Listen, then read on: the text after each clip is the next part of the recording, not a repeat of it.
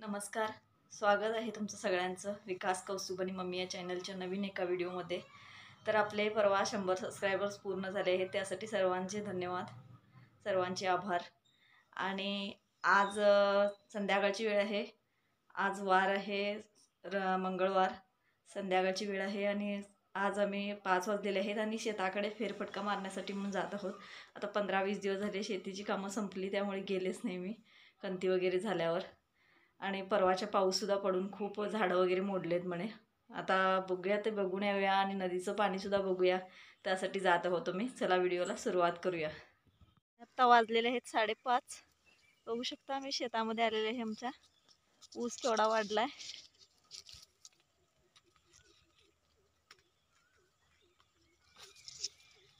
हिरवंगार झालंय सगळं।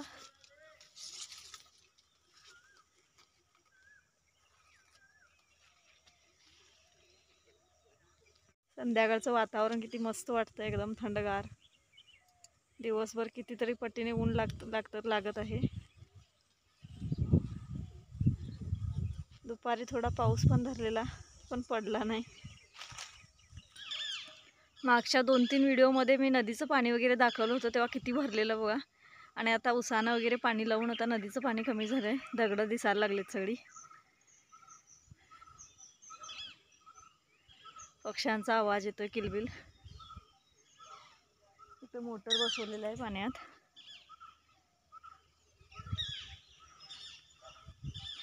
आणि या साईडला माझ्या पाठीमागे काजूचं झाड आहे।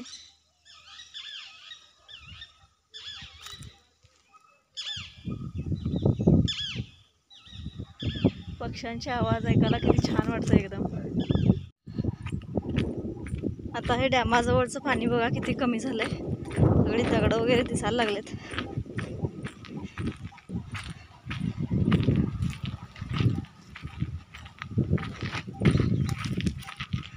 घसरण आहे।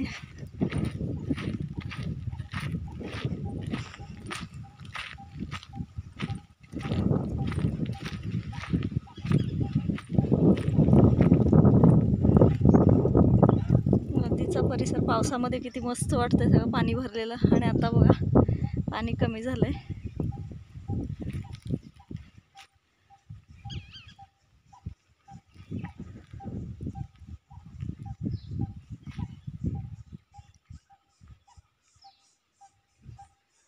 सूर्य किती छान दिसतोय व लालसर कलर। चला आपण आता हातकांडेश्वर मंदिर बघूया।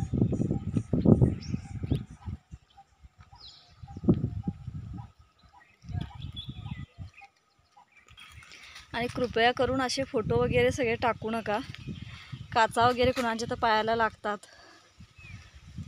एक खड्डा काढून मातीमध्ये तुम्ही काचा वगैरे सगळं घाला आणि फक्त त्याचा कवर तेवढी, म्हणजे फोटोचं फक्त फोटो तेवढाच पाण्यात सुद्धा सोडू शकता। असं कुठेही ठेवू नका, कारण याच वाटेवरून सगळे गुरे वगैरे माणसं वगैरे येतात। काचा सगळ्या पायांना लागण्याची शक्यता सुद्धा आहे।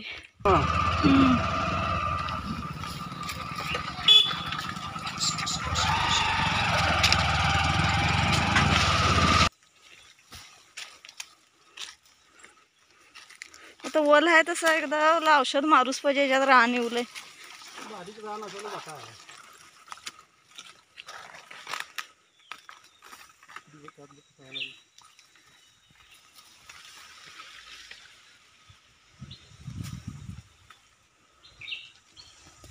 मस्त आहे ऊस, एकदम हिरवागार दिसवलाय।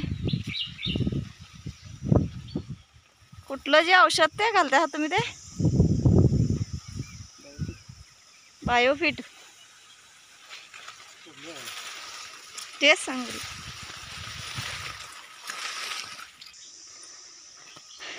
माकडाने खाऊन टाकलेले आंबे, मंग्याने आंबे सगळे पडले नाही। झाडासनी नंबर गाठलाय नाही।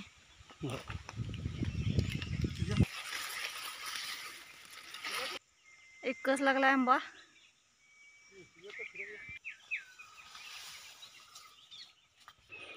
मी फर्स्टच लावणीचा व्हिडिओ टाकला होता यूट्यूबला, किती छान आलाय ऊस, मस्त वाढलाय। आणि परवाच्या पावसामध्ये सगळ्या झाडाच्या फांट्या मोडून पडलेत. उंबराचं झाड आहे हे.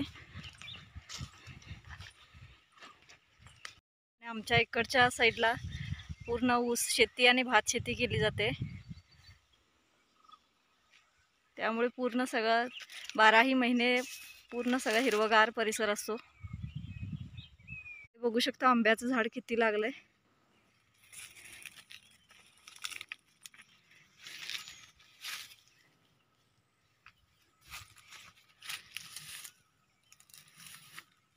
खूप मोठे मोठे झालेत आंबे आणि परवाच्या पावसात खूप जास्त पडले सुद्धा.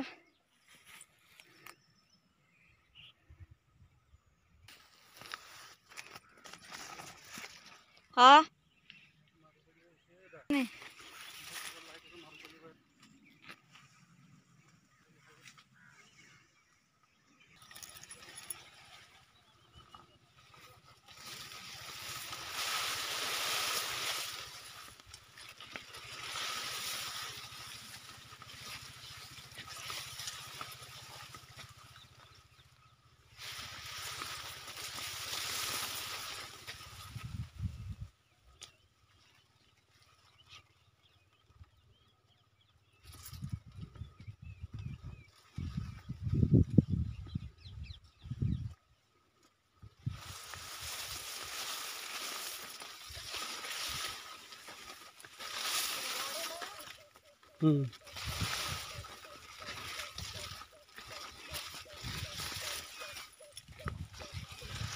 बस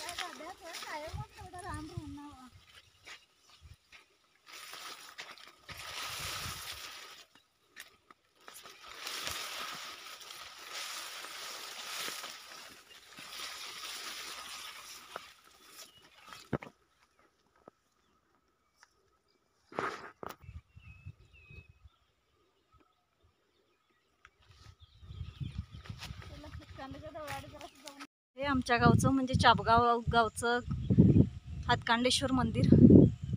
इथं मे महिन्यात जत्रा भरते.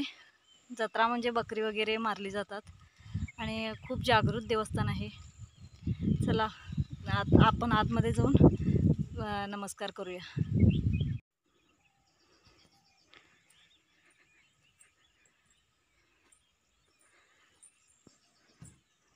दरवाजा लावलेला आहे.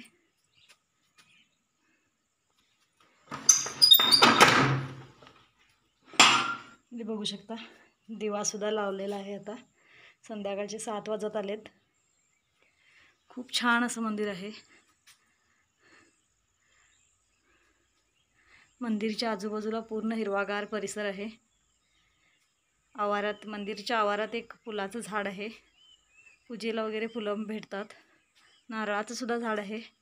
कडेने बघू शकता किती मस्त असं थंडगार वातावरण आहे.